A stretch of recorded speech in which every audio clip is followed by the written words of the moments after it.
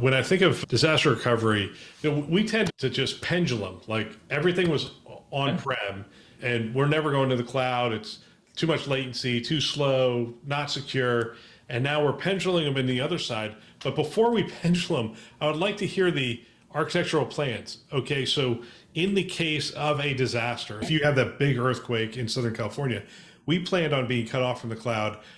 And we also planned on having a lot of casualties coming into our hospitals. Those hospitals have to function. We have to be able to get to images. We have to be able to get to the EHR record. Who knows what it's going to look like in the case of disaster? But I'm worried that we're not doing the rigor and the diligence to make sure that we're not pendulum all the way over to the other side and leaving ourselves exposed in those cases.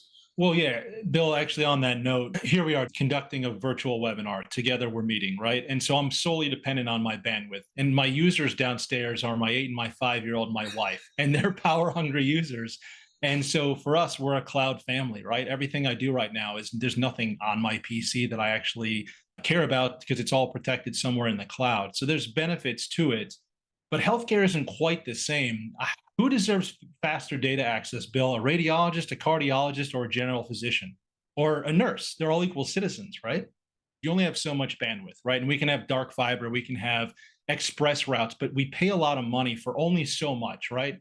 Power is only a certain amount of power we can buy for our hospital, for our data centers, or the cloud vendors. Same with internet connectivity. And like you said, in the event of a natural disaster, we got to have something on premise as a safety, right? We're not going to go back to reading at the modalities, which, yes, is possible you could do that, but that's just not really feasible, especially in cardiology, right?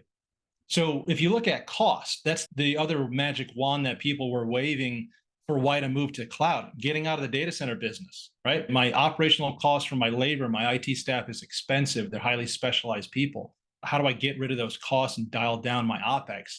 They did the opposite. They cranked up the OpEx. Everybody raced into the cloud, and quickly it can become a runaway cost. So storing data in the petabyte scale in the cloud may sound good because it's a lot of data to manage in your data center. So your footprint gets expensive, power, space, cooling.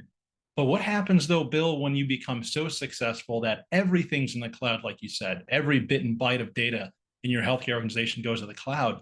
What happens when all of a sudden the AI users start stealing bandwidth from the human users? The aid that you develop and you implement, right? Your AI algorithms along the way of patient care, they're going to become power hungry. There's only so much bandwidth to go around. How do you solve for that?